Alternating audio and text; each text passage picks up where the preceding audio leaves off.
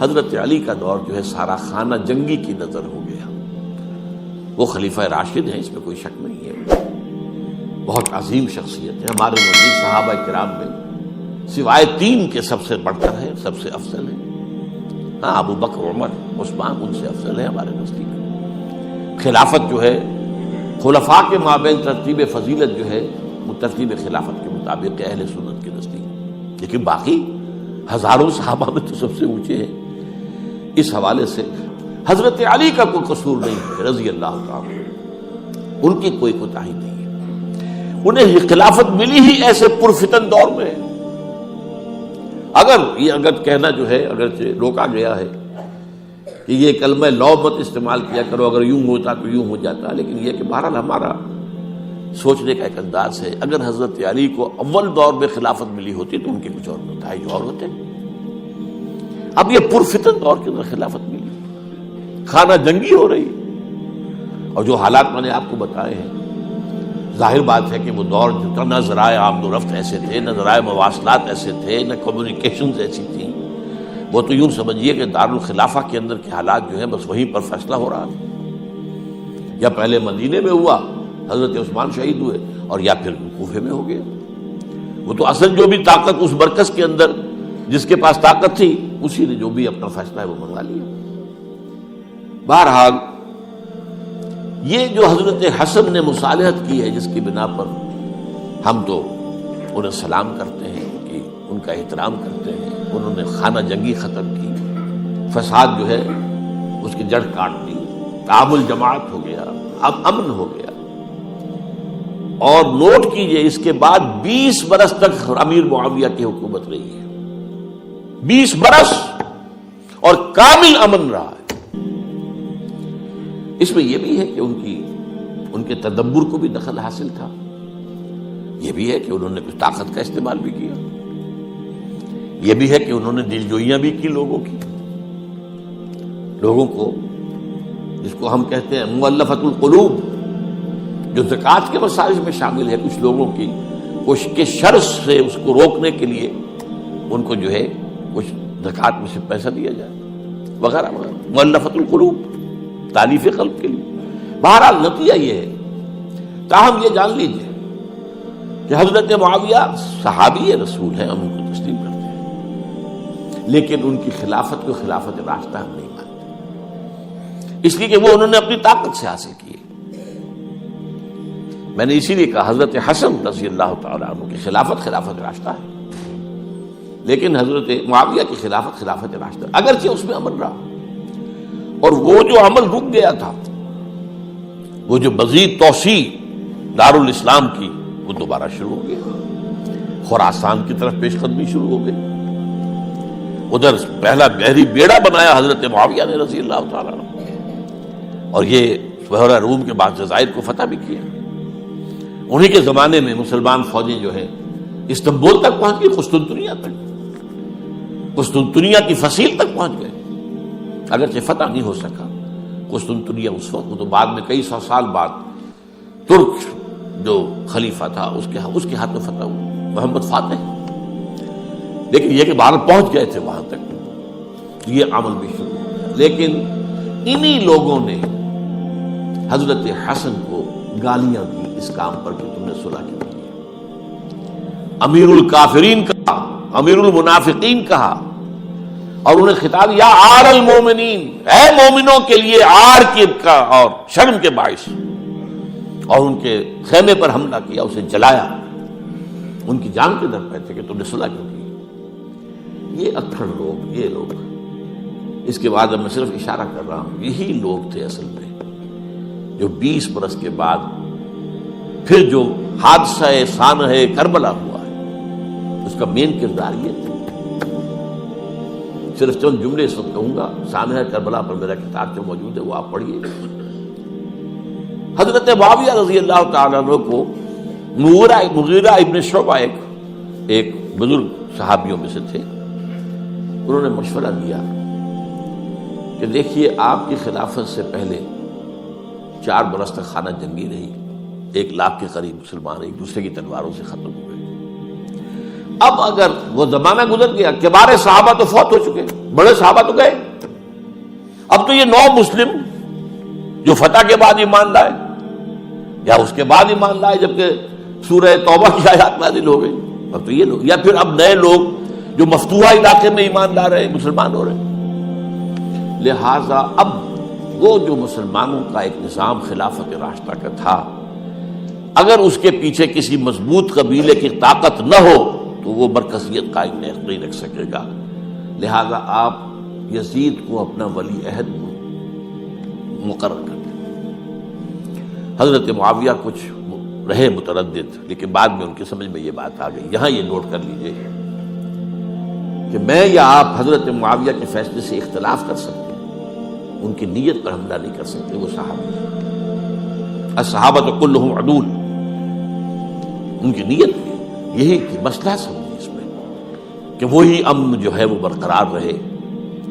اس وقت جو ہے کچھ تھے ہمارے جو اس وقت اگرچہ وہ صغار صحابہ میں شمار ہوتے تھے، لیکن اب وہ کبار تھے، وہ کھڑے ہو گئے کہ آپ یہ کام غلط کر رہے ہیں، یہ قیصریت اور کسرویت جو ہے اس کا آغاز کر رہے ہیں. اور یہ کون لوگ تھے؟ اب دیکھیے ترتیب: ابو بکر کے بیٹے عبد الرحمن، عمر کے بیٹے عبداللہ ابن عمر، عباس کے بیٹے عبداللہ ابن عباس، زبیر کے بیٹے عبداللہ ابن زبیر، علی کے بیٹے حضرت حسین. حضرت حسن فوت ہو چکے تھے کیونکہ یہ عین وسط میں ہوا واقعہ. 20 سال کے درمیان 10 سال حضرت معاویہ کی حکومت کو شروع ہوئے 10 سال ہو چکے تھے. میری جو تحقیق ہے یا مطالعہ اس کے مطابق تو یہ ہے کہ حضرت عثمان نے مصلحت سے، حضرت معاویہ نے مصلحت سے کام لیا اور ان پر جبر نہیں کیا. لیکن انہی ندوی صاحب نے کچھ لکھا ہے کہ بالجبر بھی ان سے بیعت لے لی، بیعت ولی عہدی. مجھے اس سے اختلاف ہے. یہ حضرات ایسے نہیں تھے کہ جو بالجبر بیعت کرنے والے ہوں. میں اس کو ماننے کو تیار نہیں. بہرحال یہ حضرت، میرے نزدیک حضرت معاویہ نے جبر نہیں کیا، زبردستی نہیں کی. لیکن جب حضرت معاویہ کا انتقال ہو گیا، اب جو ہے معاملہ یہ پیدا ہو گیا کہ آپ بیعت کریں نہ کریں تو پھر جو ہے باغی شمار ہو. عبد الرحمن ابن ابو بکر رضی اللہ تعالی عنہما وہ فوت ہو چکے تھے، اب 4 رہ گئے تھے. عبداللہ ابن عمر، عبداللہ ابن عباس، یہ دونوں تھے جو عمر میں بڑے تھے. عبداللہ ابن زبیر اور حسین ابن علی رضی اللہ تعالی عنہ. ان چاروں نے کہا کہ کام غلط ہوا ہے یہ. لیکن اس کے بعد ایک تفریق ہو گئی. یہ جو دونوں بزرگ تر تھے، حضرت عبداللہ ابن عمر، عبداللہ ابن عباس، ان دونوں نے کہا کام تو غلط ہے لیکن ایسا نہیں ہے جس کی بنا پر خونریزی کرائی جائے، مسلمانوں کا خون بہے، بغاوت کی جائے. ایسا نہیں. مطلب یہ کہ اس کے اندر مصلحت کا تقاضا یہ ہے کہ اس وقت جو ہے اس کو تسلیم کر دیا جائے. لیکن یہ جو دو نوجوان تھے، ان کے اندر، نوجوان نہیں کہ جوان تھے ماشاءاللہ، لیکن یہ کہ جوش زیادہ تھا، یہ اڑ گئے کہ نہیں، ہم اس غلطی کو اب نہیں چلنے دیں گے. حضرت عبداللہ ابن زبیر اور حسین ابن علی رضی اللہ تعالیٰ. اب دیکھیے اصل فیصلہ کی بات کیا ہوئی. ان دونوں حضرات میں ایک اختلاف ہو گیا. حضرت عبداللہ ابن زبیر کا کہنا یہ تھا کہ یہی مقیم رہی ہے مکے میں، اور یہیں سے جو ریزسٹنس موومنٹ ہے وہ شروع کی جائے بنو امیہ کی حکومت کے خلاف. ادھر سے کوفیوں کے خطوط چلے آ رہے تھے حضرت حسین رضی اللہ تعالیٰ عنہ. آپ آئیے، ہم آپ سے بیعت کریں گے. حضرت حسین نے اپنے بھائی، چچا داد بھائی مسلم بن عقیل کو بھیجا. ان کے ہاتھ پر 10-12 ہزار کوفیوں نے بیعت کر دی حضرت حسین کی. اور ان کے خطوط کے جو ہے وہ تو پورے کے پورے تھیلے تھے حضرت حسین کے پاس. اس سے پھر حضرت حسین نے سفر کیا. ادھر یہ ہوا کہ یزید کی طرف سے عبید اللہ ابن زیاد جو ہے گورنر بن کر آیا. اس نے جو تشدد کیا کوفیوں پر، سب نے بیعت توڑ دی اور حضرت مسلم بن عقیل جو ہے ان کو شہید کر دیا. یہ خبر پہنچی ہے حضرت حسین کو. آپ اپنے درمیان میں تھے سفر کے، آپ نے مناسب سمجھا کہ میں واپس لوٹ جاؤں. لیکن حضرت مسلم بن عقیل کے بیٹے کھڑے ہو گئے کہ اب ہم قصاص لیے، ہمارا باپ شہید کیا گیا، قصاص لیے بغیر تو نہیں جائیں گے۔ اب یہ مروت کے خلاف تھا حضرت حسین کی کہ وہ ان کو چھوڑ دیں۔ یہ وجہ ہے کہ وہ حادثہ پیش آیا، اور اس میں بھی اصل وجہ میں بتاتا ہوں، وقت جو ہے ختم ہو گیا ہے۔ وہ یہ ہے کہ حضرت حسین نے جب وہ لشکر تھا کوفیوں کا، کوفی تو آئے تھے نا، وہی کوفی جنہوں نے بیعت کی تھی، وہی بیعت توڑنے والے تھے، وہی لشکر میں آئے تھے حضرت حسین کے خلاف۔ حضرت حسین نے وہاں میدان جنگ میں اعلان کیا، دیکھو فلاں ابن فلاں، یہ تمہارا خط ہے کہ نہیں، تم نے مجھے بلایا ہے، دیکھو فلاں ابن فلاں، تم نے مجھے دعوت دی تھی کہ نہیں، یہ دیکھو میرے پاس تمہارے خطوط جو ہیں تھیلے بھرے ہوئے موجود ہیں۔ اب انہیں اندیشہ یہ ہوا کہ اگر حضرت حسین کو کسی طرح بھی یزید تک پہنچ جانے دیا گیا تو ہمارا جو ہے بانڈا پھوٹ جائے گا، پھر ہماری خیر نہیں۔ ورنہ حضرت حسین نے کہا تھا، دیکھو یا مجھے واپس جانے دو، یا مجھے سرحدوں کی طرف جانے دو، میں کفار کے ساتھ جہاد کرتے ہوئے اپنی زندگی صرف کر دوں گا، یا مجھے یزید کے پاس جانے دو، میں اس کے ساتھ اپنا معاملہ کر لوں گا۔ انہوں نے کہا کہ اگر یزید تک ان کی رسائی ہو گئی تو پھر ہماری خیر نہیں۔ تو انہوں نے نہ صرف یہ کہ شہید کیا وہی کوفی، وہی بنو تمیم کے لوگ، وہی اکھڑ، انہوں نے نہ صرف یہ کہ شہید کیا بلکہ پھر خیموں کو آگ لگائی۔ کیوں لگائی؟ تاکہ وہ جو ڈاکومنٹری پروف تھا ان کے خلاف وہ ختم ہو جائے، ورنہ آگ لگانے کی کیا ضرورت تھی؟ انہوں نے اور تو کوئی نہیں کیا، یعنی وہ کام تو نہیں کیا کہ جو کسی مفتون کے ساتھ کیا جاتا ہے۔ حضرت حسین کے بیٹے بیمار تھے، حضرت علی بن حسین زین العابدین رحمۃ اللہ علیہ، انہیں شہید تو نہیں کیا۔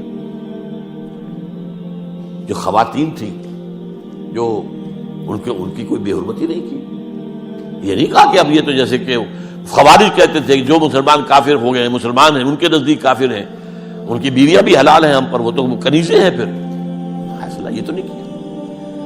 خیمے جلائے اس لیے ہیں کہ وہ جو ثبوت تھا ان کے خلاف وہ ختم ہو گیا۔